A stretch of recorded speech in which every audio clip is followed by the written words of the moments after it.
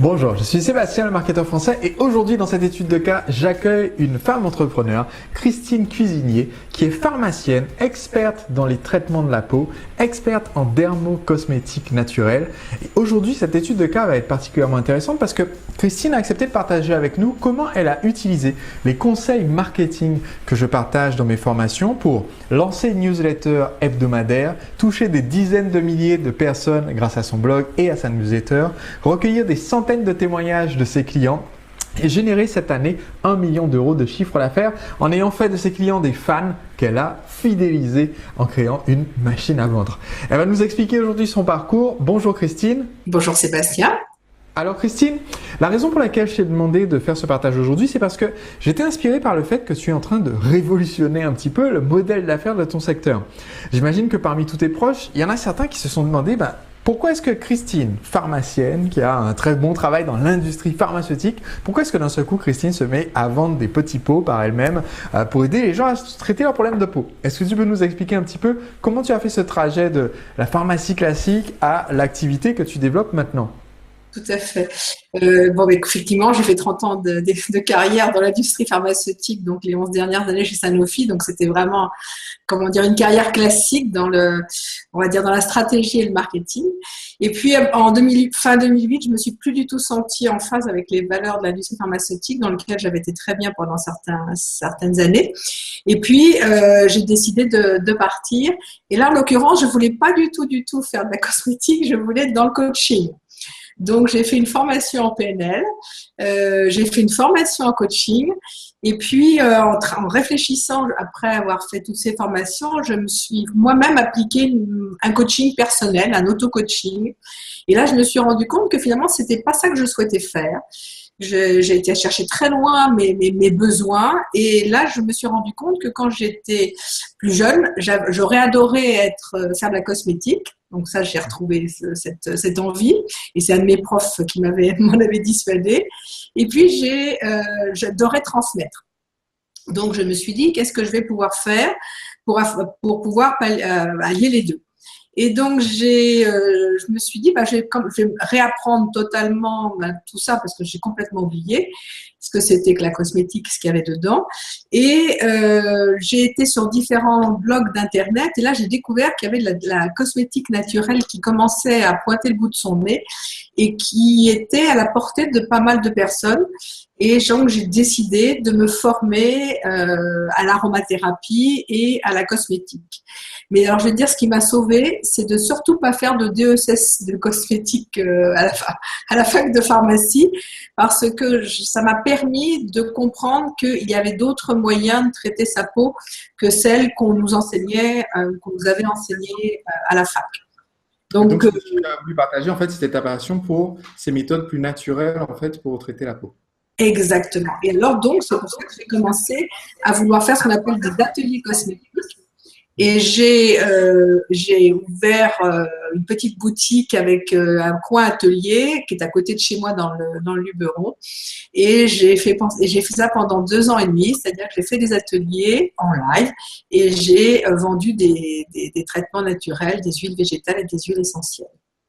Voilà le début de ma démarche. Alors, qu'est-ce qui t'a amené à rejoindre ma formation pour apprendre à lancer cette activité? Alors, d'abord, j'ai découvert qu'on pouvait effectivement vendre sur Internet. Et ça, j'ai trouvé ça fabuleux, si tu veux. Et qu'on pouvait aussi continuer le contact avec les clientes à travers un blog sur Internet. Donc, je me suis amusée à apprendre à bloguer. Et puis après, j'ai donc créé ce site de vente et en disant aux personnes, si vous voulez en profiter pour acheter les produits dont je vous parle dans le blog, vous pouvez tout à fait cliquer sur ce site de vente. Hop, je t'interromps juste un temps pour expliquer ce qu'on va voir à l'écran. Donc, Christine a un site qui est oleasens.fr, c'est un blog. Exact. Et sur le blog, en fait, tu as de nombreux articles. Il y a l'abonnement à la newsletter dont on va parler tout à l'heure. Donc, c'est le site qui partage l'information et qui explique en fait les avantages des produits et à qui ils correspondent. Oui, ou les problèmes, ou les maladies. Je rentre beaucoup par les maladies, par les problèmes. D'accord. Donc, tu leur présentes les problèmes et ensuite tu présentes les solutions qui y sont adaptées. Et c'est ce que j'ai appris avec toi. Et c'est pour ça que je fais cette session de l'étude de cas. C'est pour ce côté de partage. Alors, du coup, les clients qui se rendent compte que tes produits peuvent correspondre à leur problématique. Ils cliquent ensuite sur les liens de la boutique qui se trouve dans le menu de droite, dans le menu en haut, dans le petit carrousel, et ils arrivent sur oleassence.com. Voilà, qui est le site. Et oleassence.com, voilà, présente les huiles et beurres végétaux, les huiles essentielles, la gamme Oléascence en Luberon. Et donc là, on est sur la boutique de e-commerce qui vend tes produits. De notre gamme, voilà, on a créé notre propre gamme, absolument. D'accord. Donc, ce que tu disais, c'est que tu avais justement utilisé les stratégies de lancement et de communication que j'enseigne pour, d'un côté, amener plus de monde et de l'autre côté, fidéliser les gens. Donc, est-ce que tu peux entrer un petit peu plus en détail sur chacune de ces deux entrées? Oui, parce que j'ai été sensibilisée, toi, justement, par beaucoup de tactiques ou de stratégies marketing qui m'ont beaucoup parlé. Et je me suis dit que c'était intéressant justement de les appliquer dans le blog au départ, puisque je savais que quand les personnes étaient intéressées par ce que je disais dans le blog, il y avait une bonne partie qui allait effectivement acheter mes produits derrière. Donc j'ai effectivement utilisé justement la notion de ne pas parler des produits, mais parler des problèmes de peau. Et c'est par là que je suis rentrée. La deuxième chose, c'est d'être extrêmement généreux, c'est-à-dire ne pas donner l'impression de vendre, mais l'impression de donner énormément à la fois des renseignements, mais également, ce qui est aussi mon plus, c'est de pouvoir et de dire aux personnes, si vous avez le moindre problème de peau, on est là pour vous aider. Donc, écrivez dans les commentaires et moi, je vous répondrai en général dans les 48 heures à 72 heures maximum pour vous aider avec les autres. Alors, je me permets de développer ce point-là parce que pour les personnes qui ne connaissent pas encore ton site, ils vont être épatés par cette interactivité que tu as avec tes clientes et avec les gens qui viennent, qui ont des problèmes de peau et qui te posent des questions. Donc là, j'ai le site à l'écran, donc Oléascence. Sur le site, tu poses des articles et une des notions les plus importantes que moi j'essaie de partager avec les gens qui nous regardent, c'est cette idée que personne ne vient sur votre site en se demandant « Tiens, je me demande quel est le comparatif entre le produit B62 et le produit B63. » Personne ne vient pour le produit. Les gens s'en moquent complètement de vos produits. Ils veulent soit résoudre leurs problèmes, soit atteindre leurs objectifs. Et donc là, tu as choisi d'entrer en présentant le problème, c'est-à-dire eh bien voilà, j'ai une eczématite, comment est-ce que je vais traiter ça de façon naturelle, quels sont les cosmétiques à adapter à ma peau, etc. Donc, j'arrive par le problème. Il y a des articles et donc en tant que visiteur, je vois que tes articles sont très détaillés. Là, il y a un article par exemple sur les vergetures qui est très très détaillé. Donc c'est pas juste 300 mots pour dire oh les vergetures, c'est pas bien, achetez mon produit et vous n'en aurez plus. Là, c'est vraiment entrer dans le détail avec la vidéo explicative. Et là où c'est épatant, c'est que, et d'ailleurs j'aimerais que tu parles un peu de ça, c'est que les gens peuvent te laisser des questions. Donc là, tu dis voilà, je souhaite vous proposer un service. Donc il y a un sondage, il y a aussi en fait une zone de questions. Et là, sous cet article par exemple, il y a 1016 commentaires. Alors, est-ce que tu peux expliquer pourquoi est-ce que tu invites les gens à laisser des questions et des commentaires et comment est-ce que tu fais pour répondre à tout le monde?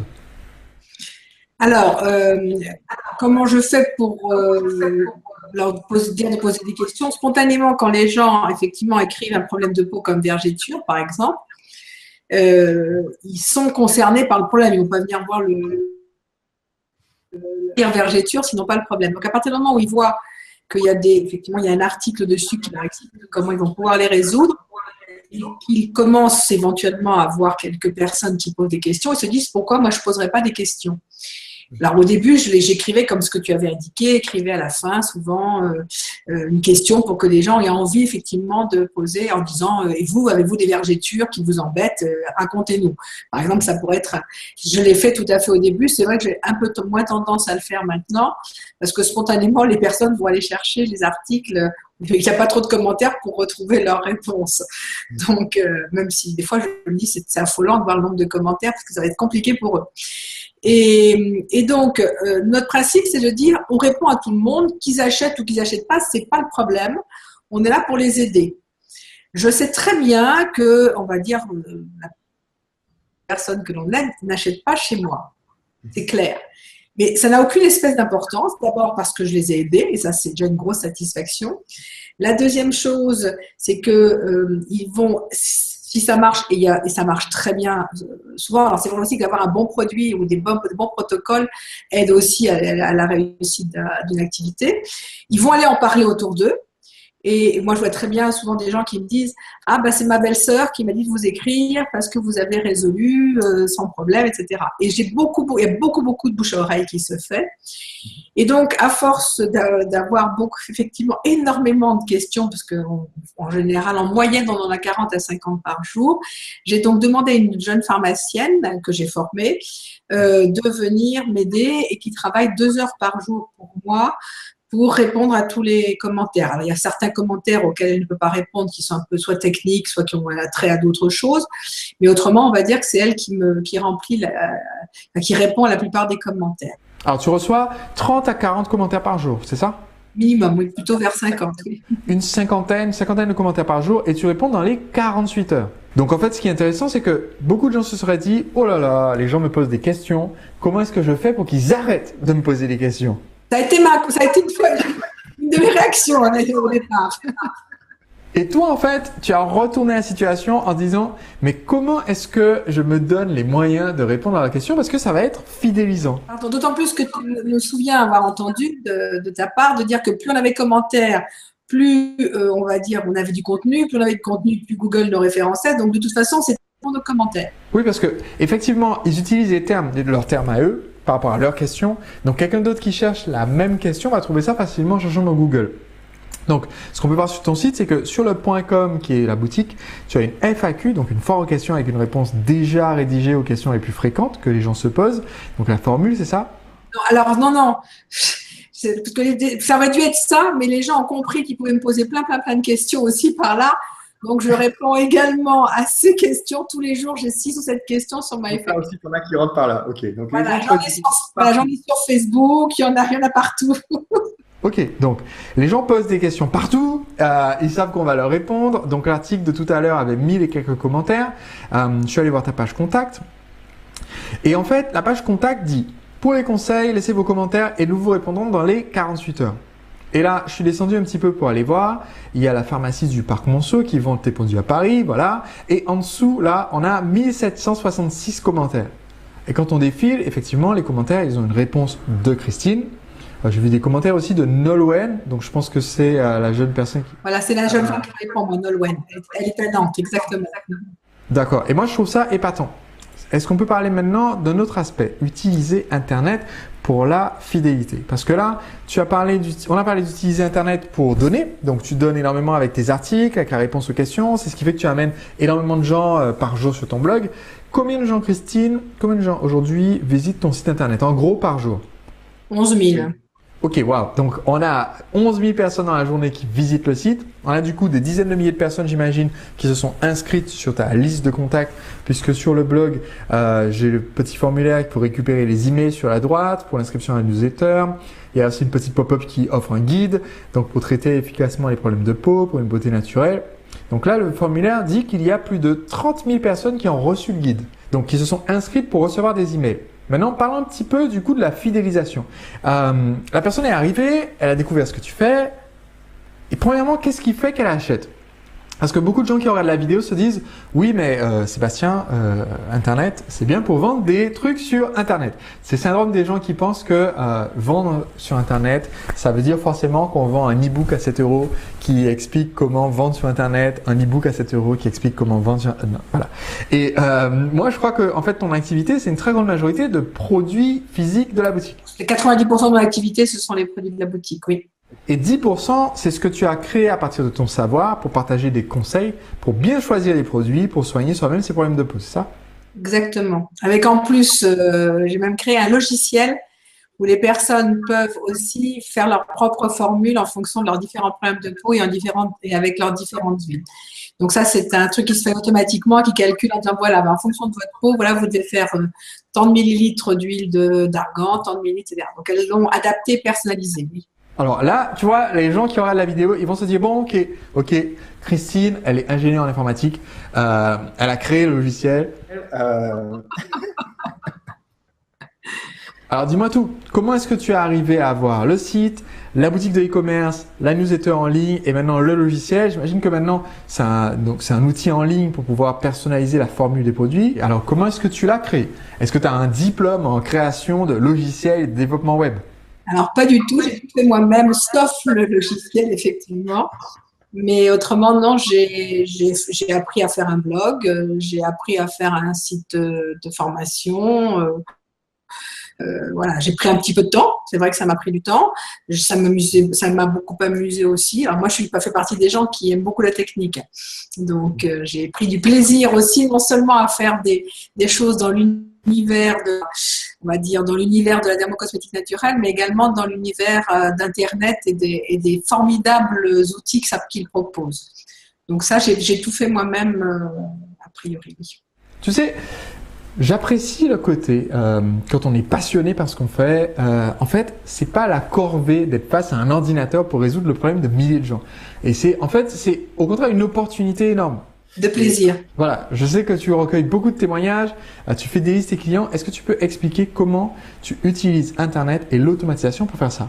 Alors, moi, je suis très, très convaincue que la newsletter est extrêmement importante. D'ailleurs, à tel point qu'il y a des personnes qui me disent « Mais je ne reçois pas votre newsletter ». Donc, je me dis qu'il y a vraiment une dépendance. Et comme c'est tous les dimanches matin à 11 heures que part la newsletter, donc les gens ont pris l'habitude de la recevoir tous les dimanches à la même heure. Et même si à un moment, je me dis « Mais est-ce que c'est pas trop, une fois par semaine ?» Et puis, sur des articles qui ne concernent pas toujours les problèmes de peau des personnes qui me lisent, je m'aperçois que j'ai effectivement un bon nombre de personnes qui ouvrent. Et dans ma newsletter, il y a 3 parties. Il y a une partie qui explique qui donne un résumé de l'article que j'ai écrit le jeudi, parce que j'écris un article tous les jeudis. La deuxième, c'est que je rappelle les points de fidélité. Alors là, on est aussi très généreux puisque on donne des points de fidélité par rapport au site de vente, c'est-à-dire que au bout, chaque euro donne un point de fidélité et au bout de 200 points, il y a 20 euros qui sont déductibles de la commande. Donc, on va dire il y a à peu près 10%. Et ce qui incite énormément les personnes à recommander volontiers, parce que c'est assez facile en plus à utiliser. Et la dernière partie de ma newsletter est consacrée à un des témoignages que les personnes ont bien voulu m'envoyer dans la semaine, parce qu'il se trouve qu'il y a à peu près deux à trois témoignages par semaine, et que ça incite également les autres personnes à aussi témoigner quand elles ont vu les résultats dans ces cas-là. Donc il y a une autostimulation qui se fait à travers la newsletter. Je trouve ça épatant parce que Christine, c'est la bonne élève. D'un côté, tu as l'expérience du client, j'affiche à l'écran les points de fidélité. Et de l'autre côté, tu donnes l'habitude aux gens de t'envoyer les commentaires et les témoignages en leur montrant les commentaires et les témoignages des autres.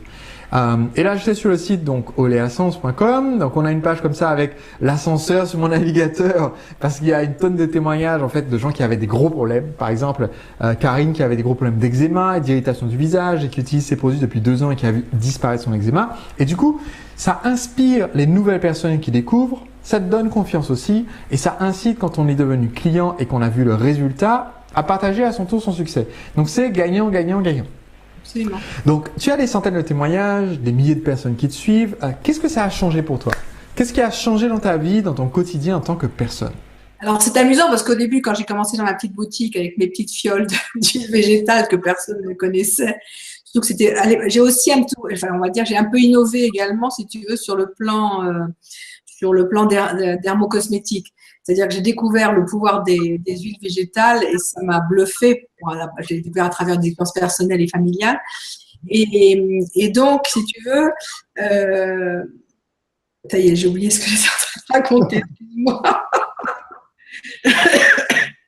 Est-ce que tu peux me répéter ta question, s'il te plaît? Qu'est-ce que ça a changé pour toi en tant que personne? Et donc, au début, je peux te dire que mes amis, à la fois de Sanofi et mes amis, parce que je suis dans un univers un peu, on va dire, assez classique, m'ont regardé avec des grands yeux en me demandant mais qu'est-ce qu'elle peut bien faire déjà avec ses huiles végétales et sa boutique. Puis après, quand j'ai commencé à faire de l'Internet, alors là, je te raconte pas, on s'est demandé, mais vraiment, pareil, qu'est-ce que je pouvais bien faire à écrire un blog? Mais un blog, c'est pour… mes amis autour de moi avaient l'impression qu'un blog, c'est quelque chose pour raconter ses confidences et sa propre vie. Donc, tout le monde était un peu gentil avec moi, mais on va dire condescendant. Et puis, ce qui est amusant, c'est qu'en plus, il y a beaucoup de personnes qui me disent maintenant, mais on est abonné à ta newsletter, on la reçoit, toutes mes amies me disent ça, j'ai reçu ta dernière, etc. Et maintenant, j'ai, on va dire, plus de 60% de mes amis qui commandent mes produits. Ce qui m'a amusée, parce qu'au début, effectivement, tout le monde me regardait avec beaucoup de circonspection également. Donc, ça m'a donné beaucoup d'assurance, beaucoup de plaisir, parce que c'est vrai que je suis contente aussi de voir que mes amis, entre guillemets, qui n'étaient pas tout à fait convaincus, sont devenus également, elles, on va dire, elles font l'article également, énormément. Il n'y a pas plus tard que samedi, j'étais à un mariage et donc mon ami m'a présenté alors la dame des huiles, la voilà, et donc il y avait tout un aéropage de personnes autour de moi samedi dernier. Voilà, donc c'est vrai que c'est plaisant aussi. Et en plus, moi, je me sens aussi cette mission en plus de dire que je veux être un exemple, ça c'est mon éducation, et que je veux aussi montrer que cet exemple à nos jeunes, qu'il y a aussi des possibilités de pouvoir développer soi-même son activité. Et au début, je voyais bien qu'on me prenait aussi un peu pour, pas pour une illuminée, mais pratiquement. Alors que là, je vois beaucoup plus de jeunes qui me demandent qui me demandent des conseils, qui s'intéressent. Même mes enfants qui commencent à s'y mettre, en tout cas s'intéressent, alors que ça fait 5 ans que je suis là-dedans. Merci. Alors, qu'est-ce que tu dirais, Christine, en mot de la fin, aux personnes qui rentrent dans cette démarche? Certaines personnes viennent de s'inscrire à une de mes formations, il y en a d'autres qui hésitent encore à s'inscrire, peut-être que c'est votre cas qui vont me regarder, et ils ont un peu la réaction, quand ils vont voir leurs proches, la réaction des briseurs de rêves, quoi. Ou au minimum la réaction d'incrédulité, leurs proches n'y croient pas ou n'aident pas leur projet. Qu'est-ce que toi tu dirais en mot de la fin à quelqu'un qui est confronté à ce problème d'incertitude communiqué par son entourage? Alors, bon, ça c'est clair, n'écoutez personne. Ne demandez pas de conseils, surtout pas. Alors, moi, je pense qu'il faut, si possible, avoir une passion parce que ça demande du temps. Mais en revanche, on n'a pas l'impression de travailler, on a l'impression à la fois d'être utile et à la fois de se faire plaisir en se montrant qu'on arrive à construire quelque chose. Moi, ce que je dois dire, c'est que j'étais salariée. Je ne m'imaginais jamais avoir monté ma propre boîte. Ça me serait même jamais venu à l'idée. J'étais mère de 4 enfants, j'avais donc une vie très très régulière, etc. Jamais j'aurais eu cette idée. Et je reconnais que d'avoir connu de toi et pareil pour David par exemple, ou Aurélien avec lesquels aussi j'ai suivi des formations, j'ai découvert un autre monde et je me suis dit et tu parlais d'entrepreneur libre, c'est ça. J'ai trouvé un souffle d'air qui m'a permis de pouvoir dire, mais moi aussi, je vais peut-être pouvoir être capable de le faire et puis je risque rien d'essayer. Merci beaucoup pour ton témoignage, Christine. Je pense que ça va en inspirer plus d'un ou d'une, j'espère, à utiliser ces outils qu'on a aujourd'hui, ces opportunités qu'il y a aujourd'hui pour partager, pour aider les gens à être dans une dimension de générosité. Voilà. Pour partager, pour moi, c'est important. De partager notre savoir avec nos clients, de les aider, de les fidéliser. Et c'est ce que je voulais vraiment communiquer aujourd'hui. Donc encore merci. Je t'en prie, c'était un plaisir en tout cas. À bientôt Sébastien. À bientôt. Et merci d'avoir regardé cette étude de cas. Je vous dis à très bientôt pour une prochaine vidéo avec l'étude de cas d'un autre entrepreneur libre. Et si vous pensez que c'est votre tour de devenir un entrepreneur libre, eh bien je vous recommande de regarder les vidéos que j'ai mises en ligne sur mon site lamachineavente.com pour vous aider à créer votre machine à vendre, automatiser les ventes de vos produits sur Internet et devenir à votre tour un entrepreneur libre. À très bientôt.